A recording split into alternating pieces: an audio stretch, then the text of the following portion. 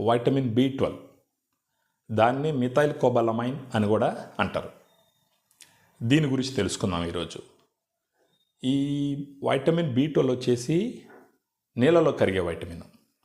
ఇంకొకటి వచ్చేసి దీనివల్ల కలిగే ప్రయోజనాలు ఏంటంటే రక్త కణాలు తయారవడంలో ఈ వైటమిన్ B12 చాలా ఉపయోగపడుతుంది. జన్యు పదార్థాలు తయారవడంలో కూడా ఈ వైటమిన్ B12 చాలా ఉపయోగపడుతుంది. దీని స్థాయిలు ఎంత ఉండాలంటే 211 నుంచి 911 పికోగ్రామ్స్ పర్ మిల్లీలీటర్ ఉండాలి శరీరంలో.